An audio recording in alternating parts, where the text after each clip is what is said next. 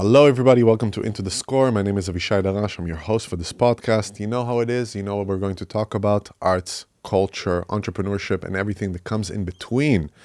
I'm so happy to have with me here in the studio a very interesting theater maker, Duda Paiva. Hello, thanks for having me. Thank you. Thank you for coming. My pleasure. You know what's funny is that I've said this intro so many times, and I kind of always get the same reaction of like, oh, hello, thank you for having me. Yeah. Maybe we need to do like a more, what's up?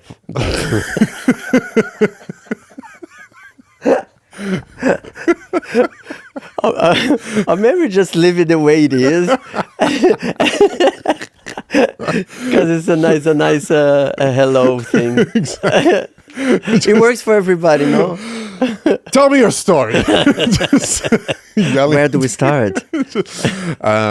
Actually, tell me, because I want to know really from the beginning, because it's really, I'm so curious about what makes you tick. Why did you find puppetry interesting? How did you get into theater? You also, from the stuff that I saw, you're very much connected to dance also. Yeah.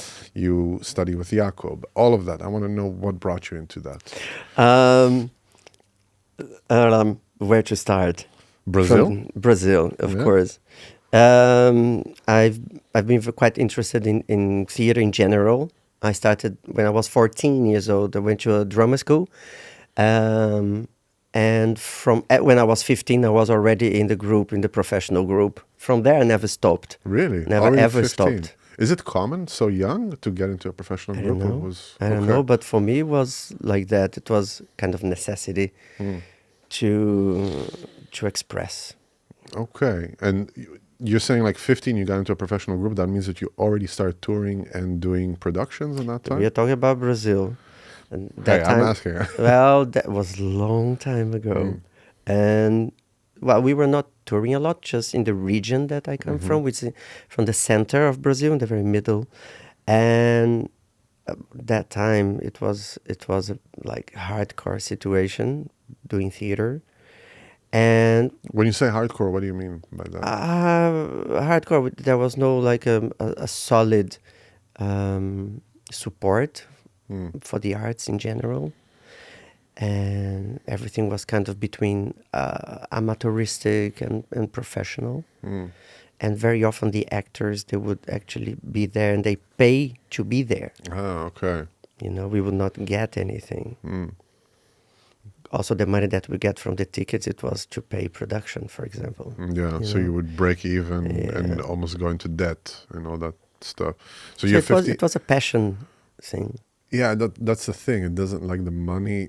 The money is not the factor there. I guess the craft is the factor. You just Yeah. want to do Yeah, it as much as exactly. possible. Nowadays, it has changed a lot. In Brazil, you Yes, mean? yeah. It's more supported, more. There are more channels of support. That's for sure. But there's still passion. There will always be passion Yeah, in this scene. you gotta. I mean, it's not a lucrative business in that sense. So No. so the heart and the passion needs to lead that thing. And then the money is, of course, it's very important for us to be able to continue sustaining what we're doing. But it's not the stock market. You know? But then going back, then because of the fact I was a puber, and my voice was changing a lot, and there was like I would start a text like this, and then it was like this Yeah, fluctuating. oscillation. Then I would never get the parts with a lot of text, so I naturally became like the funny jester, Oh yeah. And then I was like, well, so how can I improve that? So it was through the body. I was like, if I cannot speak, I have to express somehow. So that was through the body. So immediately I inscribed myself in dance companies. I would get actually scholarship as a male inspiring dancer, because that time not many guys wanted to do that. So the schools, they would actually offer for free the possibility to be there. So I took that in my advance. And I was doing all kinds of classes, like classical ballet and jazz, contemporary, everything I could. Cool. Nice. And how long is this running until, because you're here in the Netherlands now, Yeah. so what is the story that brought you here? How long were you doing in Brazil? Well, the thing is that when I was 17, I got fed up with everything. 17, already fed up with Yeah, everything? yeah. Well, I was fed up before. Okay. And theater kind of grounded me a little bit. And then I went to India. I went to an ashram at Did you do 17. Vipassana? Did you do... I did a lot of Vipassana. And then you were like, I'm fed up with meditation. Vipassana, Nada Brahma, Kundalini, Dynamic. I did everything I could do. And then, well, then I was like 2 years in India. And there I met a couple of Japanese dancers. And I went with some of them to Japan. And we were studying Butoh. What is Butoh? Butoh is a Japanese art form. Of? It's an art form that was it's a dance. Was born at wartime, and it came from the farmers. It was a revolutionary action that started from the farmers after the Second World War, and they express a lot of their pain through these what they call happenings that was outside, and two of these researchers, one of them being Kazuo Ono, they developed their own style. One is Tatsumi Hijikata, the other one is Kazuo Ono, and they have very different kind of style. And Kazuo Ono was a dancer, and when he was 50, he discovered a little girl inside of him. A little girl? Yes. Okay. And this is for a for a straight guy, Japanese, married with children, to find a little girl and to accept the little girl inside. It was revolutionary. So he started dressing up as a woman. Okay. On stage. So the movements are very small, very concentrated, and that's how he became famous somehow. So, and when you say he discovered the little girl inside of him, you did you research a little bit about like how his process? Because I'm so curious about this. No, that's something that he told me in his living room. When he was his studio was connected to his house, and one day he came to me and said, "Did you see all my work?" I said, "No," and they said, "Oh, come and watch." And then there was this big television, and he sat on my left side. His wife sat on my right side. She brought cookies, and I was there for 3 hours looking at his videos with very, very tiny movements. And when I would like lose my concentration, he would like, "You like?" It was very sweet. And was he like also dressing as a little girl around the house? No. Ah, okay. No. Okay. So it was like preserved for stage. This little girl inside of him comes from a lot of things. Maybe it's the recognition of his vulnerability or his femininity. I don't know. One of the facets I saw from this little girl inside of him was when I followed him and his wife to a performance in the Goethe Institute in Tokyo. So I was taking his wife. She was in a wheelchair, and there was a lot of men in suit standing around. And Kazuo came. He put a lady's hat very elegantly in his head, and his wife was sitting there looking at him, and I was beside her, and he started dancing. All the dance was for her, and there I started to understand a different layer of his artistry, that actually that little girl, which now was an elegant, beautiful woman, was a reflection of the love towards his wife. Wow.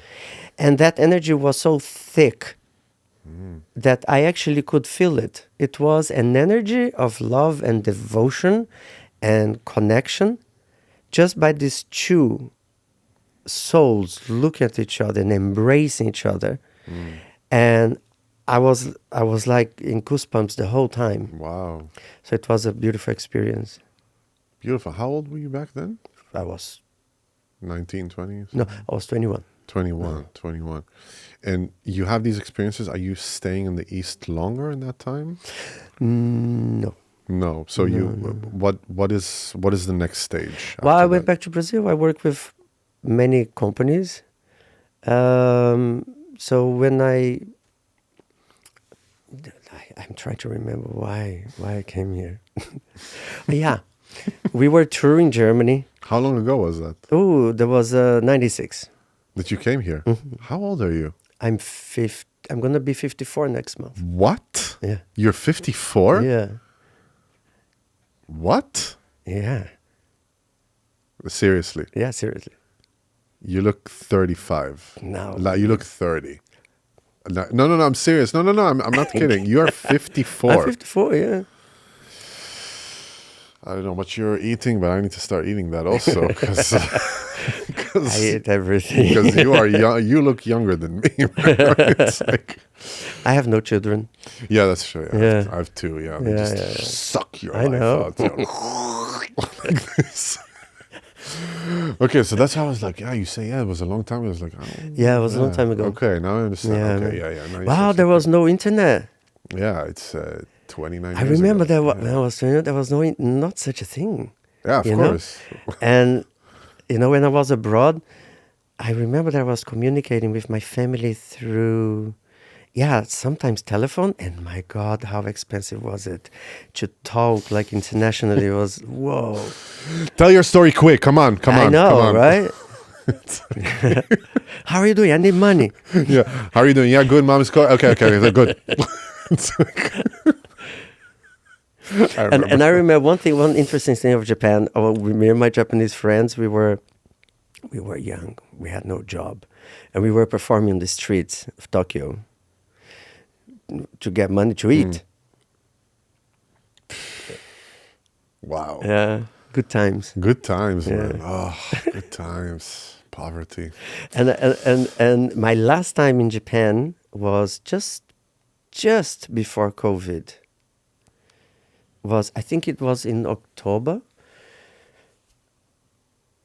I don't know, 2019. Yeah. Exactly. And then I remember that already in January 2020, there was already the big boom. Yeah.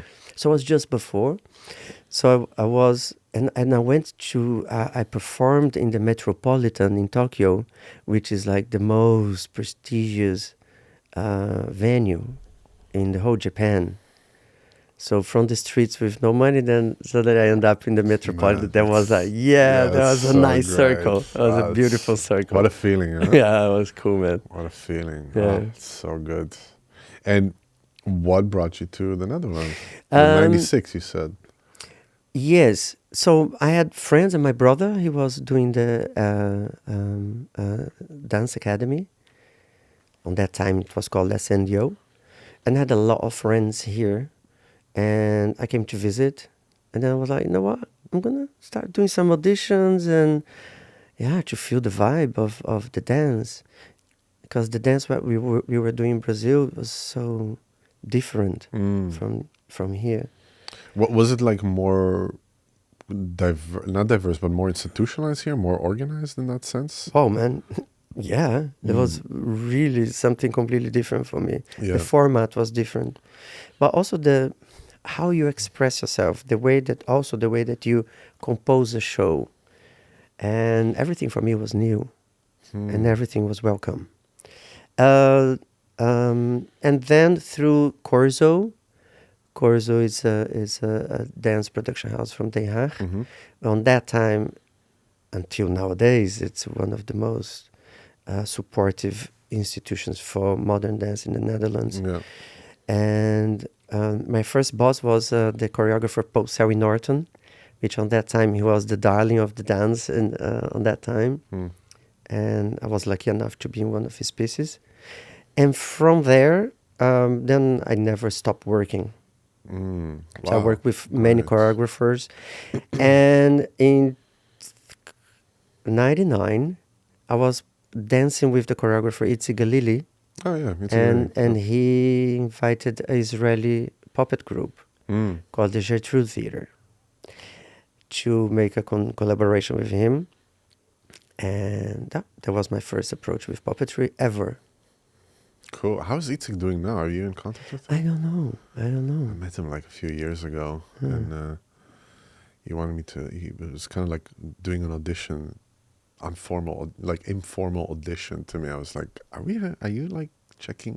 Because I'm a musician, Yeah. and I was like, are you trying to see if you want to use my music?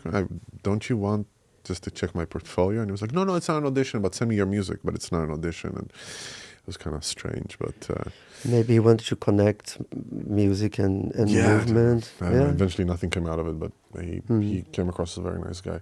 And what was the how did you come to the idea of opening your own company, the Duda Paiva Company? First, before that, I would like to talk about my fascination. Sure, please. But hey, talk about whatever you want. These ladies came.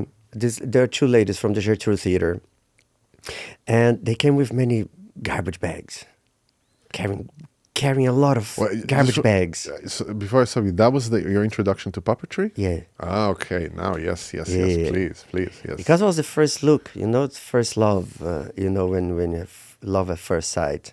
That happened to me, but with a puppet. And, love is love, isn't it?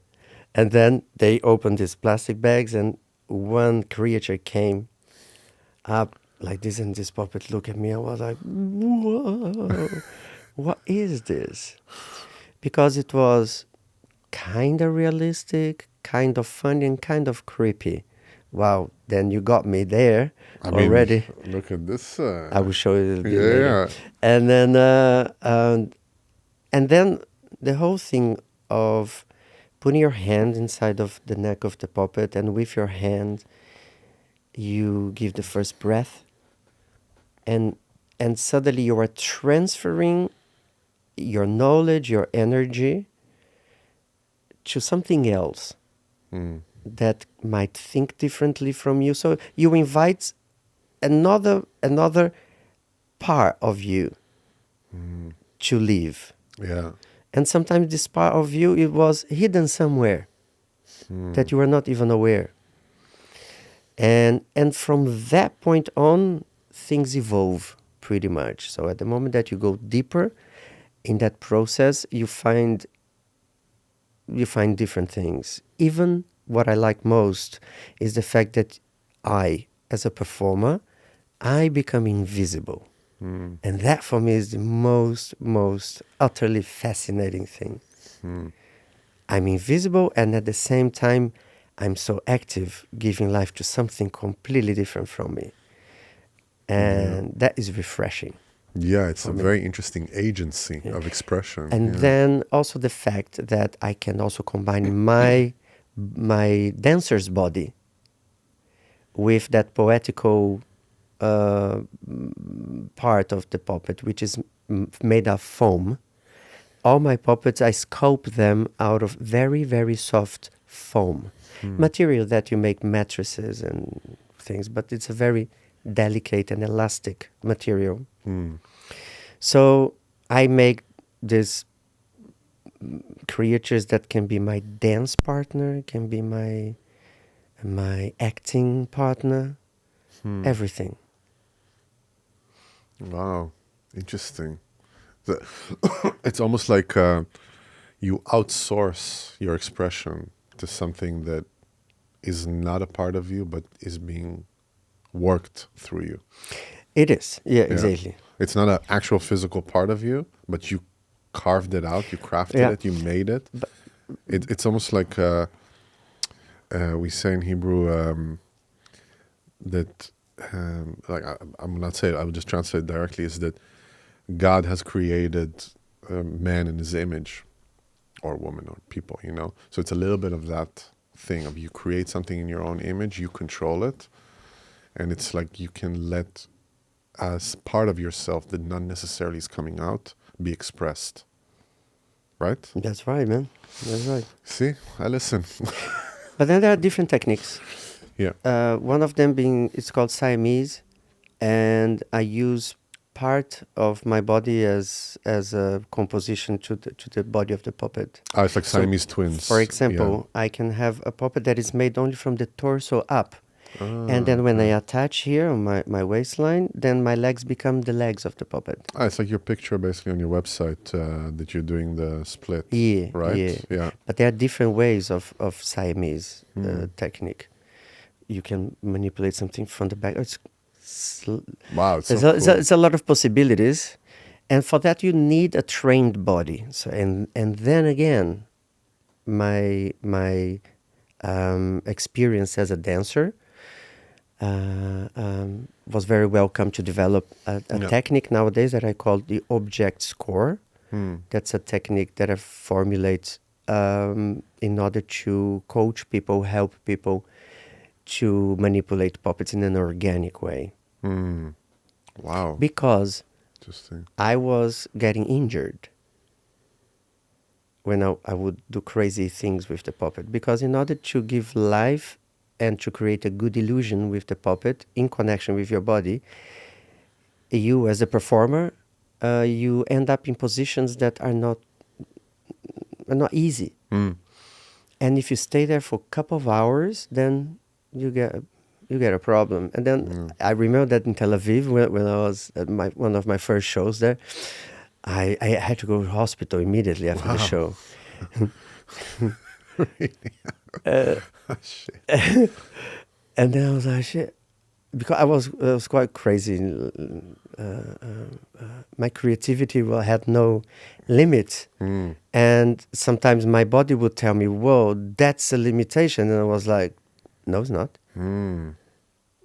But did you get it from the dance, actually, from the dancing, from all the training that you got from dance, or in the sense of, it's okay, pain is good, just go through it, just go through it, just go through it. Also, you know? but then we get in another level of discussion, which later on, I found out that my artistry had a very deep connection with my health condition. Explain. I was born with a eye problem, and some cysts would grow inside of the eye. And on that time, long time ago, they had to operate the eye. I mean, general anesthesia, cutting open, taking the thing out, and putting something here for a whole month. So in total, I did kind of more than 15 operations from the age 1 until I think 14, 15. Wow. And so in total, I was for 2 years in darkness because I had to stay like this the whole time. And actually, I would walk on the street because I could not bear any light. So I would walk literally like this. Literally. Wow. I have many pictures of me like this. It's crazy. Wow. And I would only see like this from here.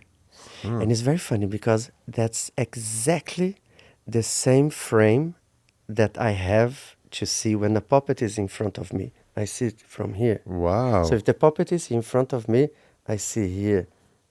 And that's what guides me. And then one day I was on stage with a puppet.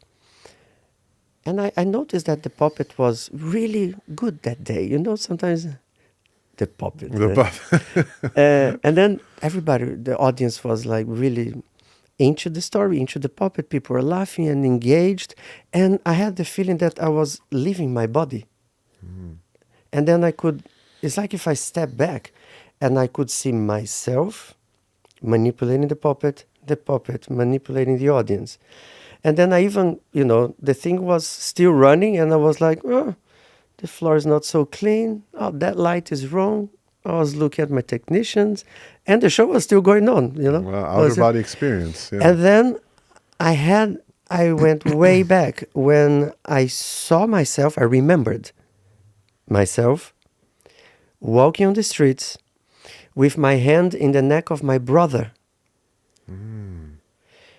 because he was guiding me to play outside. And very often I would hold people's neck, or my brother would actually hold my neck also to guide. And that moment, and then I was like, I remember that picture of my hand in the neck of my brother, and then I came back to my own body. And then I saw my hand in the neck of the puppet. And that moment I was like, that's why. Yeah. That's why I feel so comfortable. It seems like you had this, because, I mean, I have asthma myself, and I was in hospitals from a very, very young age to treat it. And the thing is that I remember just hospitals being a very horrible environment for a child. It's like it's all sick people and all that stuff. For me, it was traumatic, at least. Was it traumatic for you having all these surgeries? Man, traumatic is like 6 people holding yourself and an injection coming in your eye. So that is traumatic. So the thing is, what I want to say is that you actually took that trauma and I don't want to say capitalized, but you transformed it into something that can be very positive. Exactly. Because you took all these factors, what you're saying, seeing from the corner of the eye, holding your brother's neck, seeing all these things. You could have easily go into self-destruction, self-pity, oh, I'm different, or all these things. But actually, it led you to capitalize on it, to transform it, and then give back and make something extremely positive from it. And this process that you just explained came in pretty much intuition. Yeah. Nobody ever told me like this explicitly, and I could be here nowadays still not making the link for that. As I didn't make the link for 2-3 years after I was already working with a puppet. So the connection was not immediate, was not instant. Yeah. But that's that's the thing that I'm so fascinated about. What pulls us into certain things? Why am I not where Joao is sitting right now and he is not where I'm sitting? What is the reason that why am I not doing what you're doing? Because there is something beyond our conscious mind that needs to be expressed through us. I really believe in that, for our contribution to humanity, that is bigger than our mind telling us whether it's good or safe or bad or all these things. You just go for it. I remember my first time listening to music that I liked. It was actually, I was 11, and I went to my cousin's apartment in Carmiel in north of Israel, and he was a trance producer, and he played a track for me. Now remember, I was 11. I have no idea what this music is, and he plays a track, and I get blown away. I was just the effects, and then the beat comes, and I just remember it like it was yesterday. It was so impactful for me that I said, I have to do this. I want to give that feeling to other people, to be able to create something so divine that I can give it back to people. And it's not that I knew, you're 11, what do I know?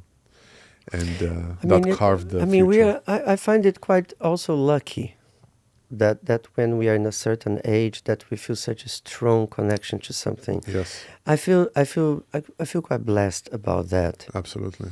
Because this call might happen when you are 11, 9, or when you are 50. Kazuo Ono found the prime of his artistry when he was over 50. So we never know, actually. Yeah. And that's the thing, that we get these experiences happening to us when we're vulnerable, and when we're, let's say, less capable of protecting ourselves, like we're at the mercy of our parents, or we're at the mercy of our community in that sense. I always believe in the silver lining. There is good that needs to come out of it. There is something. It reminds me a little bit of, I do a lot of gardening. I love to do gardening, permaculture, all that Wonderful stuff.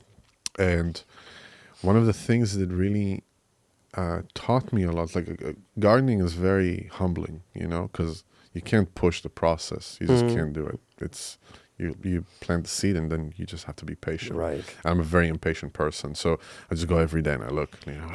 I look. No, in connection to trauma, what is interesting with seeds, or what is interesting with plants in general, is that the seed needs to go through a process of destruction for the plant to be able to start coming out. And you have different types of plants. You have plants that you have to let them grow in the house itself because they're very sensitive, but at some point you have to bring them out. Right. And when you bring them out, a very interesting process is happening, is that they go through a very traumatic experience. You know, they're in the house. It's all like the environment is very regulated. It's warm. There are no insects, no bacteria outside. You water it, you give it its fertilizer. But then when you bring it out, it comes in contact with the outside world, with the real world, not with the cushion that you grew it in. It loses leaves. You think it's going to die. Really, like the first time that I brought it, I was like, oh my God, what have I done? It's like you're describing my childhood. I love this. And then all of a sudden the bark becomes thicker. Yeah. The leaves become thicker, and you get this really nice fruit from it. Compared to a fruit that you grow in the house, it's going to be not as nutritious. It's not going to be as strong. It's not going to be as tasty. You know, it has to go through that process of trauma. It has to go through that process of breaking free from the cushion of your parents. You know, I remember when I was 21, I was like, I'm going to go to New York. And I was like, what are you going to do there? It's like, I'm just going to play music. It was one of the most formative years that I had. I had no idea what I'm doing. So you did go? I just go. I just went. I was there for a year. Wonderful. It was the weirdest year of my life. 21 in New York on that time. Woohoo! It was like, yoo-hoo! Yeah. A lot of drugs, yes. And a lot. Yeah. And also a lot of criminals. But but like that's the thing, that I came from this like middle upper class family that everything was like protected and this, and I was like, no, I'm just gonna go and do it. And it really changed what I perceived about the world. It changed how I saw humans. But exactly, I had there was a moment in my life that I had because this process I have in my eyes is a whole process I have in my whole body, which is an allergic process. It's very hard to trace.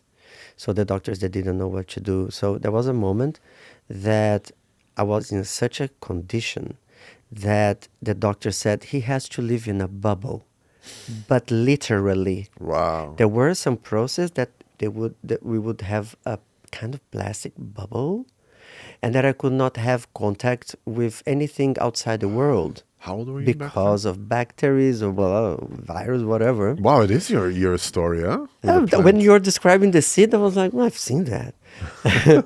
and I remember that I was like, no, it cannot be. And I actually did the other way around. I was like, you know what? I'm going out. I'm going to drink. I'm going to get drunk. So that's what I did. It's not that it's the right thing to do, but I could not do better. Yeah. On that time, on that age. How old were you when you wanted to put you in a bubble? I was like 13, 14. Wow. And I rebelled against that condition. I could not visualize myself in a bubble. And it was hard, actually, to be honest. It was not easy to go out when I was 17. Yeah. And I had a major eye crisis. Sometimes I was almost blind in a country that I have no idea what is. There was no internet. I was like, what am I doing? But then you strive, Yeah. I did. I had to. Yeah. It's interesting. It's like,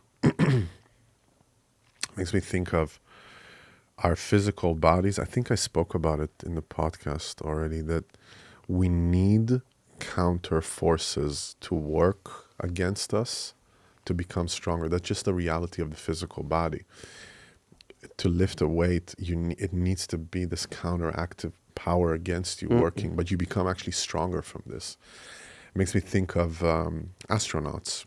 I think we talked about it, right? In the podcast, astronauts that are going up on space, they don't have any counter force working against their against their bones and against their physicality, and they lose bone mass. They actually disappear if you think about it, because they don't have that counter force, the gravity that is pushing them constantly. It's one of my theories also that's why we're so we're looking for the divine up, because we have this gravity that is just pulling us constantly down. Interesting. And we're working against it, but it makes us stronger. You know, if you're going to be in bed now for 2 years, you're going to be very weak. But you're not going to move. You're not going to be very weak.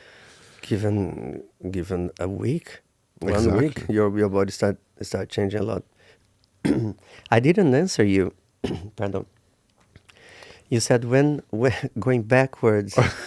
It's just such a good conversation. We went way beyond. Going back. Going back, yes. I started the company in the year of 2004. That's when they created Duda Paiva Company. So after 8 years of being in the Netherlands, actually, right? 96, 8 years. Yeah. But before that, then I worked a little bit with the Israeli group. And then I match up with another artist. And we were a duo for 4 years. We were already blending puppetry and physicality.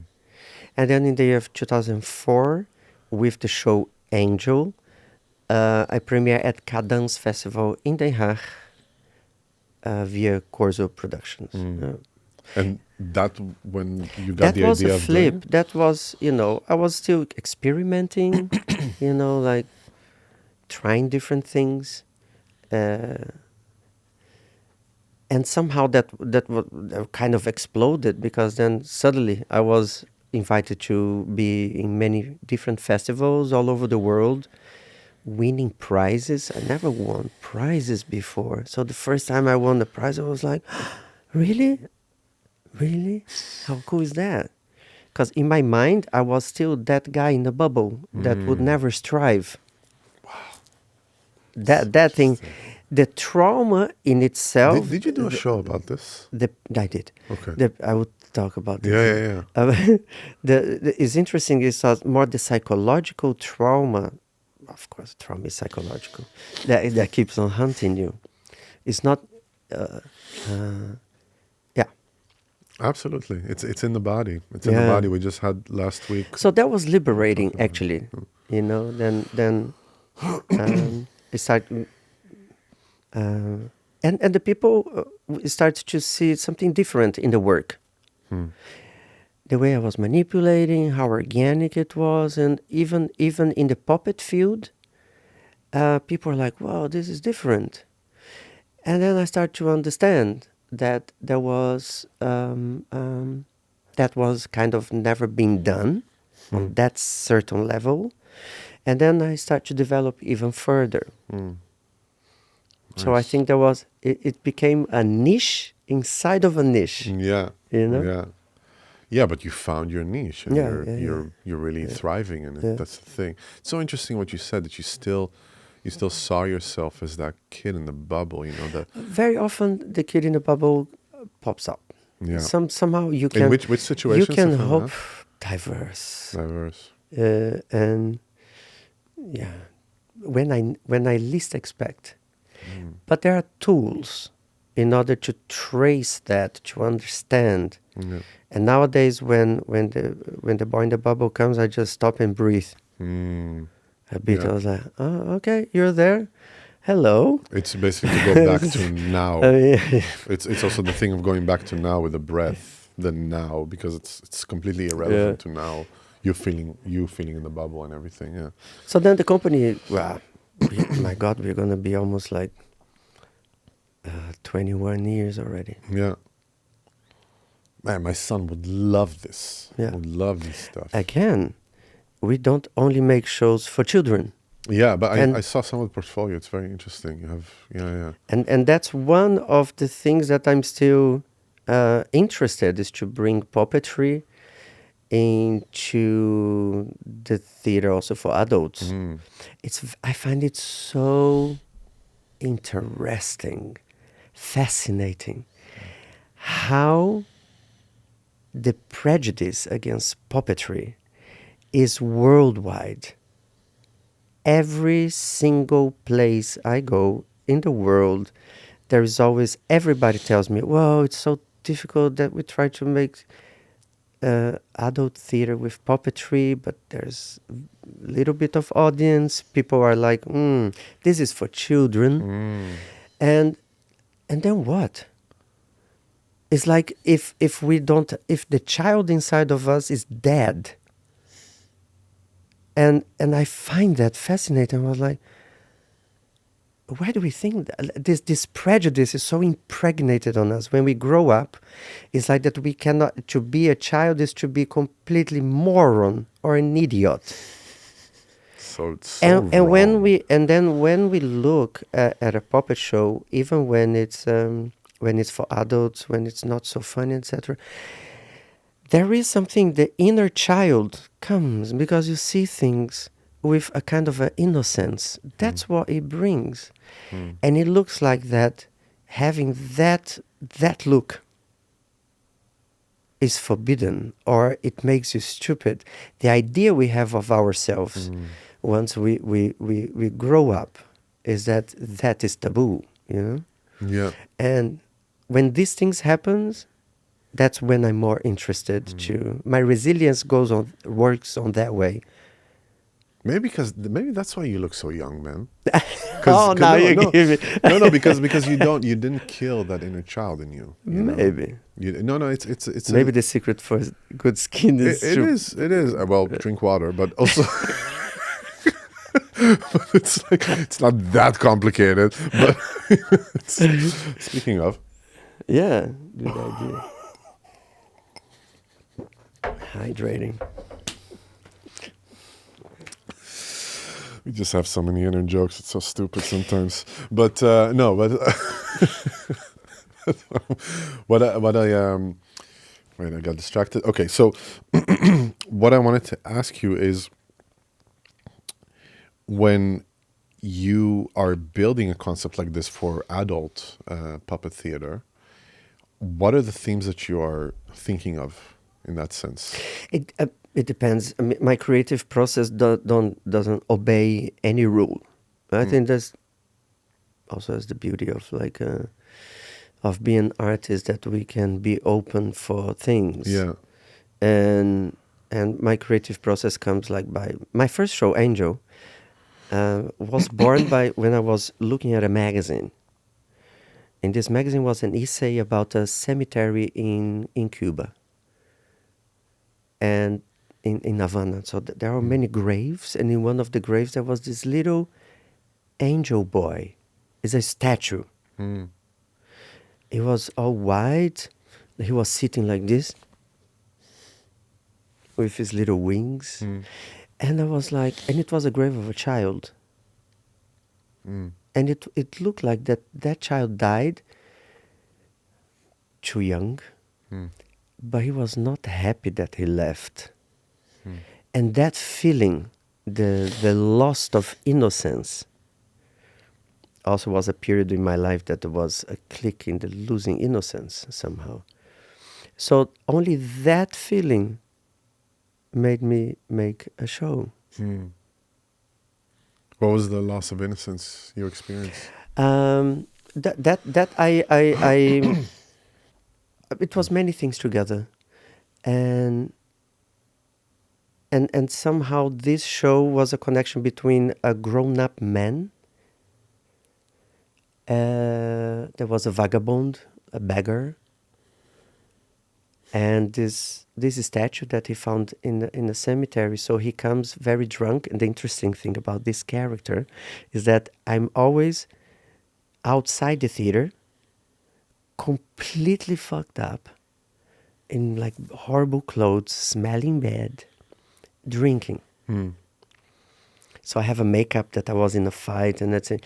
And nobody, and I'm asking for money, and I'm You're doing it outside of the yeah, theater. and I'm Oh, that's quite so loud, good. loud Oh, and that's so annoying, good.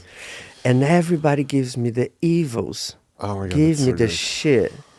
And then when they are sitting, everybody's sitting already there, and then I come in, people are like, oh fuck. Wow, that's such a good concept, man. That's so good. So I really terrorize people in the So beginning. basically, you're actually combining street art together with performance That art. show, yeah. Yeah, yeah. And even my grandmother, when she watched the show in Brazil, she didn't recognize me. That was the best That's the moment of my best. career. That's the best. That's so good. But I'm more wondering, what was your loss of innocence, your personal loss of innocence that you said that There was happened? private things that Private. were Okay. like, but the most interesting thing is the way that it was transformed into onto the stage. Yeah, yeah. You know, that's I want to say something about like just making art in general. I feel that it's so important. If anyone is listening to it right now and they, you have kids or you want to put yourself into a creative path, it doesn't have to become a career. It doesn't have to become like this thing that you do. I'm talking for everybody right now. What it does to us, in my opinion, is it gives a place to things where language cannot express it anymore, where metaphors are stronger in that sense. Because we live in so many metaphors, so many projections, so many things that language cannot bridge that gap. And when we create art, we can create a little bit more understanding beyond the language barrier, beyond the logical, mental aspect of what we do. So I think it's really important that people create as much as possible, even if it's not going. But it's a thin line. There's a thin line there, because it's that's not. It's a kind of a modern thing that we make shows about our experiences. Mm-hmm. Now it's quite trendy. It's quite still something that we are empowered to do. But there's a thin line there. At the moment that we start talking about our, I don't know, traumas or understanding of the world,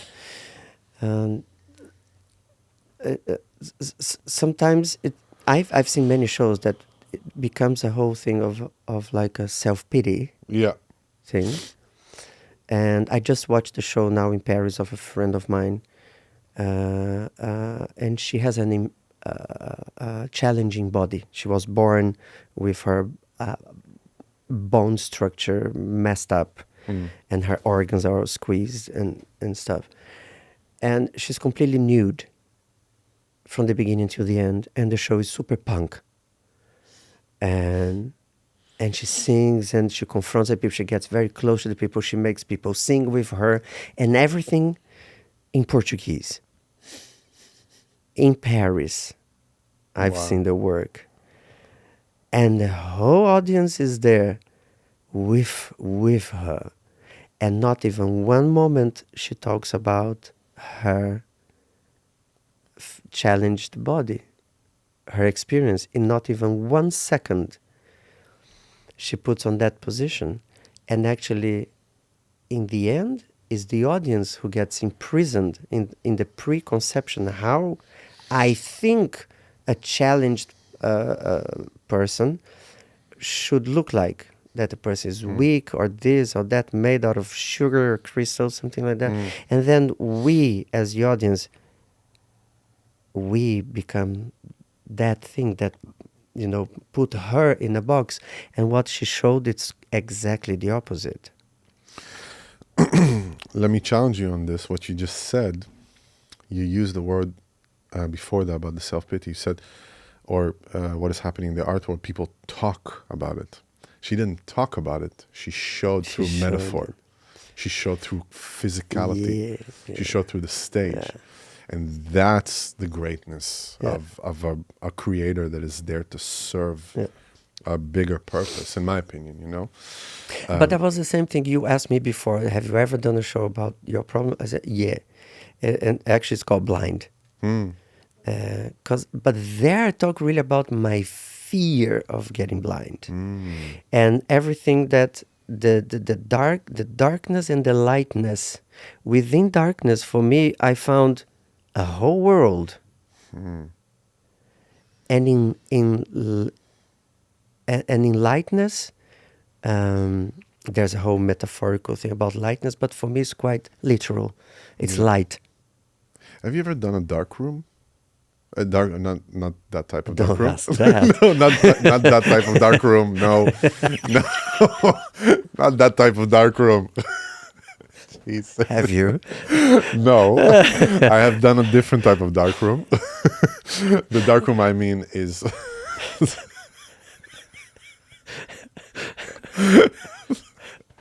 You put yourself in situations. Have you ever done crack cocaine? Yeah. No. But what I mean with dark room is really putting yourself in a dark room for a few days, completely dark, pitch black, and you can't see anything. You can't see your hand, nothing. I did it for 3 days, and yeah, you need someone to help you take care of food and bring it to you. It's quite scary what happens there. Like, not scary, like, oh, it's fearful. It's what your brain For me, is it's funny capable of. because the most scary thing, I experienced darkness like for 2 years. Yeah. And for me, the scariest thing was light. That's what I was going to finish my thought before. We were talking about lightness. For me, lightness becomes quite literal from light. Yeah. So light causes me pain. And it's interesting because lately I've been developing a problem of entropion in the eye. You know what is that? Entropy is when the eyelashes, they grow inwards. Whoa. So every time that you blink is that there is a cat's claw in your eye. That it's like every when you time have like blink, an eyelash in the eye, and it's like you blink. yeah, but then you have all grows of them. like exactly like a cat's claw. Oof. Like that. And every time that you blink, it's like, and then it opens the eye open. It really hurts. It creates wounds. Yeah. And bacteria can come, and you can get blind. And the pain, I got that 2 times. I had to be rushed to hospital, but the pain is crazy. And before I see somebody, if I would have that problem, I would, before understanding you, by blinking, I have pain. So I understand what I see after I feel pain. So in the brain, that works in a very interesting way. Because everything is the other way around. In darkness, I could find peace with monsters that lives in the darkness. And with light, I had to be extremely cautious and careful. So for me, everything is like the other way around. And Very interesting. and that's how I see things. I always think that people tell me one thing that, okay, that is the truth. I'm like, that's how things should be done. I'm like, okay.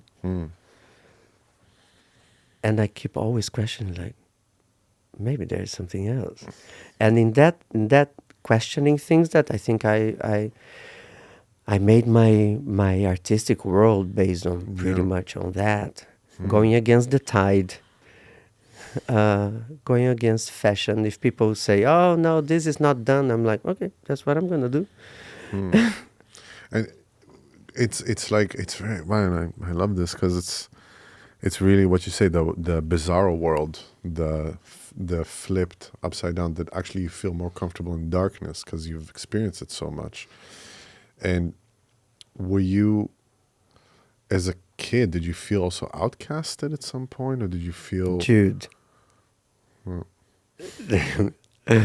Yeah, I could not go out if I was not like this. Yeah.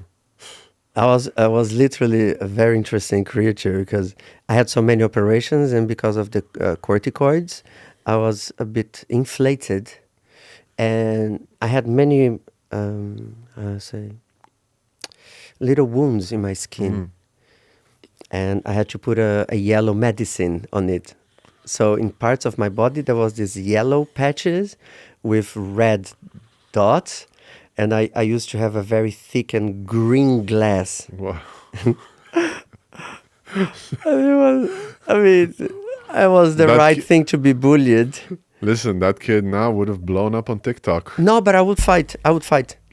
People bully me. I would go and Oh, I fight. got it. Nice, Yeah, nice. So you stood your ground. That's the Yeah, thing. yeah. You didn't let it. No, sometimes I would just feel pity, but sometimes I would tired of feeling pity for myself. When I would get out of Yeah, the pity thing, I would react.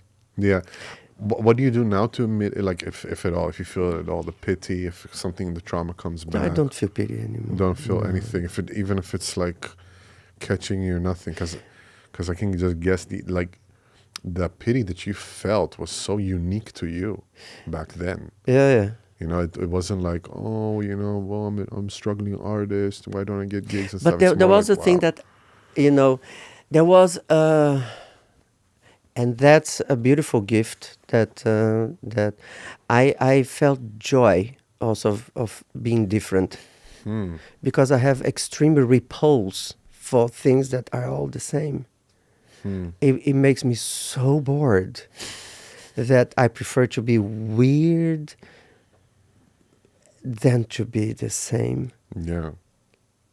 There's a common thread with brilliant artists. They gotta be a bit weird.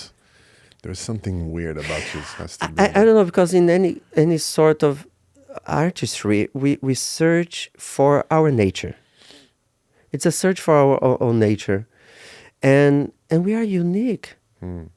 We are all pretty unique, and society, the format of societies and etc. makes us being like a uniform thing, Yeah. and of course we have to learn the rules of living civil, respectful, day by day thing, and but in our essence is very different. We are Yeah. so peculiar, and the Yeah. celebration of finding of what we have inside, it's brilliant. It's beautiful. My best friend told me, artists express what is suppressed in society. That can. I like that sentence. I think a lot about it. It correlates what you said now. Because also we get very echo chambered sometimes as artists, because we just see the same type of people around us that think the same and do the same. But for the general public, what we do is a very fringe thing, so for them to go and see a show and be touched by it is, for me at least, is why I do what I do, in the sense of I was responsible for some level of transcendence that you got there, Do you feel that the same about this? That it's like you can help people transcend from their mundane, regular life when they come and I see think your show? so. I think, but also it happens the other way around. You can also come to theater and see things that you're like, oh fuck, why did I leave home? Yeah, exactly. Why am I not looking at Netflix? But because of that, it's the responsibility of the creators to search and go even deeper. Also not. Really? Yes. So it's good to put crap on stage. I learned the hard way. I know that it's difficult. Still, when you go out and you see something that you do not like, you still stay until the end and you clap. Yeah. Out of respect, if it's not for what you saw, for the people who also came in the rain, you clap for yourself, for leaving your house, for trying. Yeah. So there's a whole different aspect of going out and see something is not every day that we succeed. And this idea that we have to be look at something that blows me away, it's also because I paid 15 euros. It's also, we have to think about that. But it's also very subjective, the thing of blow me away. You know, I mean, you see theater very different than what I see. Yeah. You know, it's, Yeah. For instance, at some point, I was really into musicals and I was working with musical makers and the Job van de Ende Foundation, all that stuff. And it was hard for me to go to a musical and really like it at some point, you know? No, but what I'm talking about, sorry to Yeah, interrupt sure, you, sure, because sure. otherwise I lose Please. my thread. No, please. It's like there is something about artists that is very easy to judge artists What do you mean by in that? general. For example, if I watch a show or if I listen to a music, I say it's fucking crap. You know, like I judge artists very Yeah. easy. Yeah, And I do that too, yeah. and then you know, in times of crisis, for example, in COVID, we were the first people who had to close our doors and the last people who opened it. Yeah. And people ZZP, they could, some people they didn't get money, and actually people are inside of their houses, locked, and who is there to save them? Yeah. Exactly. Is the artist Exactly. that is there trying things with live live streaming or movies on Netflix or anything. Yeah, we are there. We never stop. Exactly. It's kind of interesting how people just forget the importance of it, And- how much of a big part of their life is. And that thing, what I'm talking about, it's something that I have a lot. It's not. I'm not telling you because I'm above. I'm above. Even if I see something that is crap, I'm there or respectful. No, I'm pissed. And my friends, listen. my friends that I take with me, they start hating me because I brought them. Yeah. And I'm like, no, guys, this is all a common work here. And what we see maybe was not good for us. These people are also in the process. Maybe in another show, they come with brilliant things. Yeah. Every artist has the right to fail. Absolutely. And sometimes, you know, artists, you know, they get known and something, and then if they do something bad, programmers, they start bad mouthing. They don't invite you again. They don't even want to talk to you. And then always to come back, it's hard. Yeah. So there's so much pressure. It's hard when you make something and it flops. Oh, I remember that we worked on this show. Speaking of actually for kids, and I will tell you with who it was after the podcast, but we worked and and the thing is that it was like it was a lot of work to put it, and also I'm saying that the music, like what you said in the beginning, it was for kids from 8, I think 8+. I did not want to write right. I wanted to write my music, which is a lot of classical, like heavy stuff in it. Oh, look at the friend here. Yeah, I want to show you something. Yeah. Just there's something about the foam. Yeah. That it goes through metamorphosis. Is it in the frame? I don't know. Is it in the frame? Just we have to. Yeah. Yeah, it's good. It's good.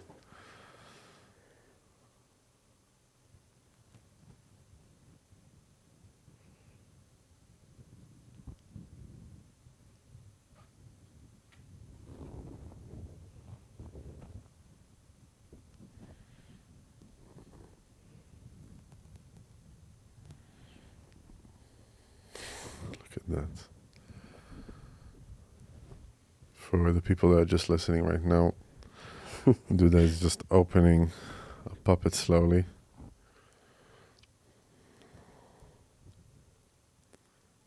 Extremely expressive puppet.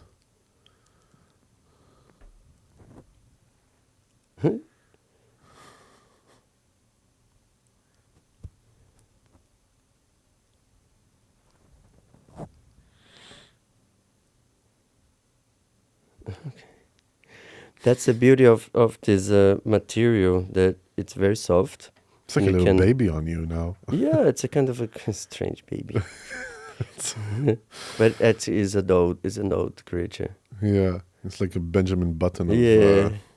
of the puppet. Yeah, Yeah, very curious, yeah. always.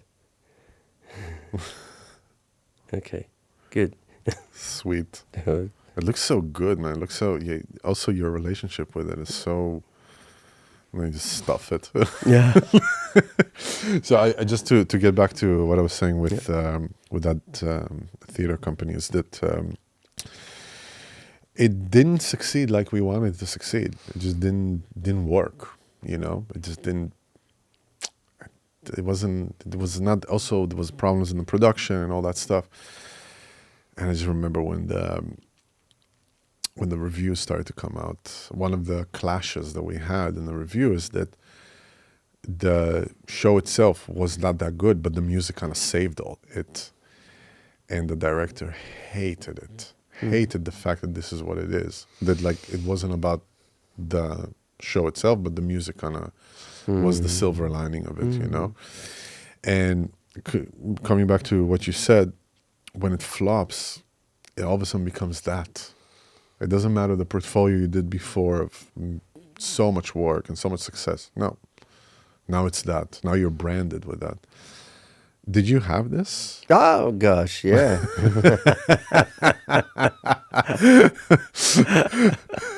Especially me. Come on, I'm a Brazilian in a North European country. I work with puppets. It's already not the good thing, and I want to do it for adults. I have all in me. If I do anything wrong, I'm. How did you deal with like if a production flops? I'm used to it. You're used to it, so you have like not, thick skin. Not used to it that everything flop. That's not it. Not at all. But yeah, I'm used not to be in this all the time, that in the stage that people have to recognize as a big success in itself. So the idea of being in success is not for me the right way to be validated. Yeah, I guess. Is it Bec- connected also to because you experienced it? You're like, it's whatever. But I'll also I continue understand that the process of because I create something that needs discipline,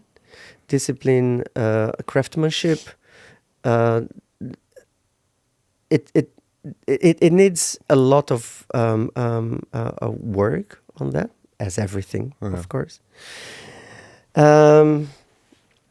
And somehow, yeah, it goes a bit. Can go a little bit in terms of experimentation. Yeah. That goes. I need a lot of experimentation, basically. Yeah, I feel that this is something quite important, at least from my observation.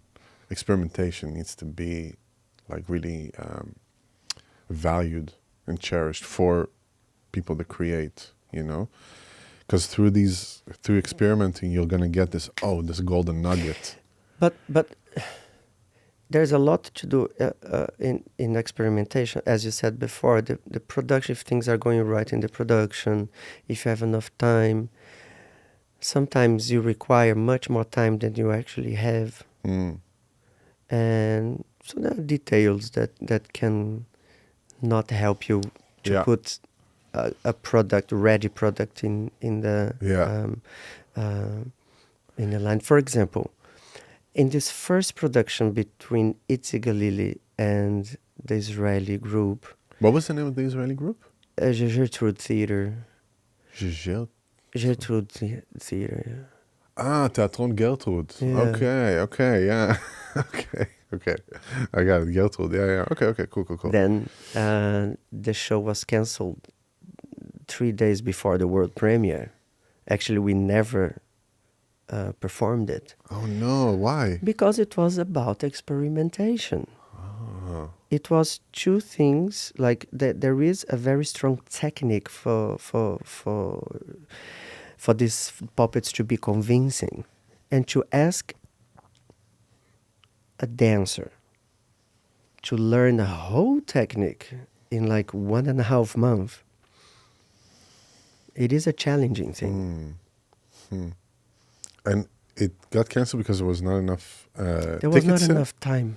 But okay, the creation Sold out. Everything was sold out. Sold out. So the creators felt that it cannot be on stage. Wow, that requires a lot Takes of guts. takes Guts for the artistic director to do that. Wow, that requires some heavy spine there, man. Cojones like this to say no. But I guess with Itzik, the dancers they were not comfortable with, and I was the only one who was like, give me more, I want more. And then Corso Theater, with the help of Corso Theater, I could keep the Israeli group, the Gertrude Theater in the Netherlands, and we made a show together. They made a solo for myself. Nice. What did it teach you, actually? I mean, maybe it sounds trivial. It's like ballet. No, I'm talking about what did the experience with Itzik and everything taught you that you just canceled and it was like, no. What was the lesson you pulled from it? That sometimes we have to be brutal, honest, and to accept things even if it will cost us a lot. Yeah. So there he showed me like an integrity that an artistic leader has to have. So I bow for that. Yeah. Respect. Sounds like that. If you told me no tickets, this, problems, this. Of course, I was very disappointed because I thought this is a masterpiece. This is groundbreaking. That's what we need. But then it's not that, And until this day, the piece never premiered. Never. Oh my God. Oh, never. How long did you work on it? 7 weeks? With the dancers, because to make a puppet, one puppet, it's 2 months to carve one. Also, this little puppet. No, this is small. Yeah. This I took like 1.5 weeks. Yeah. Still 1.5 weeks. Yeah, and still it's rough. Wow, 2 months to make a puppet. Because there's always the internal part of the puppet that we don't see. That you have to glue things inside. That takes a long time also. That's like really the craft of just making it. And you picked up that craft from Gertrude, or by looking at the maker of the puppets. My first puppet was a Thai old woman. When I had the urge to make the puppet, it was when the tsunami struck in Thailand.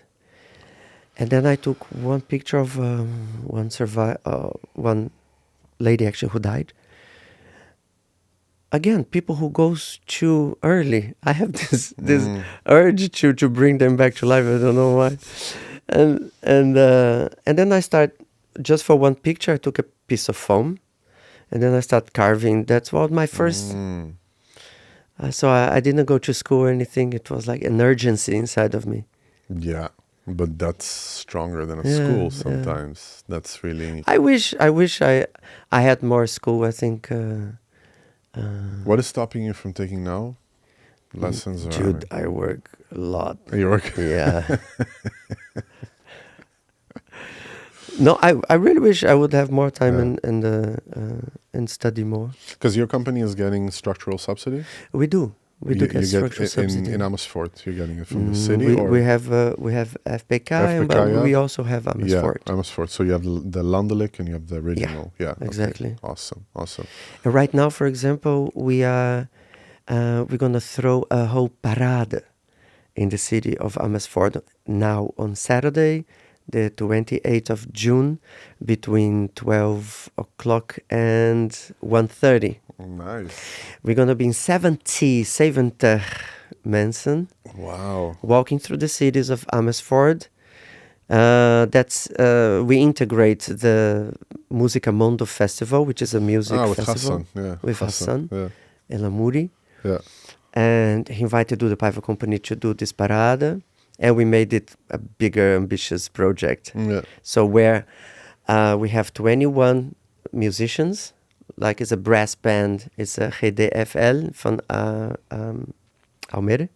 Mm-hmm. And 8 people from Duda Paiva Company, performers. 8 children from a community, from a buurthuis in Amersfoort, where the children discuss about nature. What is the future of nature? They're pretty engaged politically, which is the buurthuis van the Witte Vlinders. And I find it fascinating. We're also working with elderly homes, also those with dementia. We work with a local hip-hop group, also with a local salsa group. And we also have the Red Rebels with us. And the whole show, it's about extinction. Extinction? Yes. Any type of extinction? It's about us. It's a look into extinction. What do we do as man, as the only animal in the animal kingdom who plots for its own extinction? I don't think no other animal does that. So we have puppets like the dodo and the Tasmanian tiger, which are already animals extinct. And then we have other animals who are under the endangered list. So we have many animals. And then we have puppets that also reflect our own zombies, that we become zombies in front of the screen. So there's a very fun salsa dance with their zombies. Yeah. It's wonderful what they did. And children, which are the future, carrying bees and blue butterflies. Blue butterflies are under extinction. Really? Blue butterflies? Oh, and I haven't seen we have a urban dance group that they have a choreography with a human bomb, which is a puppet made out of many pieces. So they assemble these pieces and become a man, and this man comes to life. And then within the choreography, they squeeze it, and then it explodes. Wow. So Amersfoort, 12 till 1:30. Yeah. Because I'm with my son that day. That'll be great. Yes. It's a great... I am really thinking about it. It's fun, it's critical, and it's an experience. Oh, man. You've never seen a parade with that many puppets before. So it's something unique in the Netherlands. Man, for sure. Wow, that's good to know that. That's really good to know. And unfortunately, when this podcast comes out, it's going to be after. So, but, you'll see me there. I'm going to come with him. It will be gone when you see it. Is it going to be filmed or is it going to be... Yes, we are making a kind of a making of, a documentary about it. Do you know more or less when is it going to be ready? Because I want to correlate it with the podcast. That's why. So it's going to be ready right after. Right after? Yeah, like a week after. So maybe we could put even in the video itself, we can embed it. Oh, that would be great. Yeah. Cool. Good idea. Yeah, we can embed it because you own the video, I guess, right? Yeah. So you can send it to us. Okay, perfect. Cool, man. Yeah, we can do it for sure. Nice. It's awesome.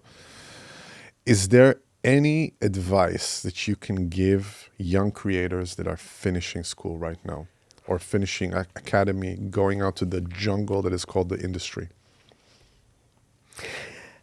So for those who are finishing school, be connected to your inner adventure. Your inner adventure is going to take you places that you never dream of. And keep your eye into technique also. I believe in technique pretty much for theater, not only intuition or the prestige of being connected to something that gives you instant spotlight, but you keep connected, you keep true to what you want. Maybe it's not on television or big musical, maybe something different that actually in the end of the day is going to fulfill you more. Nice. That's it. Duda, thank you so much. Cheers, man. Thank you so much. Thank you so much for doing this, really. It was so warm great. here. It was sometimes I would kind of lose my concentration. Sorry for that. No worries, no worries. I have 2 more to go. I love it. Whoa. Yeah, man. Wow, thanks for this. Thank you. Thank you Cheers. for coming. Is there anything except for, of course, the 28th, which we're gonna embed it in the video? Is there any extra things that you want to tell? Maybe productions, tours that you're gonna have? No. Okay. No. You can check it everything. Yeah, on your because website. we do a lot, and there's always things. So Yeah. it's dudapaiva.com. That's it. We're gonna put all the links. We're gonna put all the links in the description. We're gonna embed it, and you're going to also get a ton of clips from this cut and translated. Cool, man. So that's cool. Again, thank you, Duda, for doing it. Cheers, mate. Thank you all for joining us, and thank you for being a part of this community that we're building. And if you're listening to us and you are not subscribed, my question is, why are you not subscribed? We have just a few subscribers, but we have a lot of listeners. So that means that you there that is not subscribing yet are a part of the problem. Yeah, listen to Daddy. Exactly. So I''ll see you in the dark room. Or I'm in a different one. I'm in a different dark room. Why wait?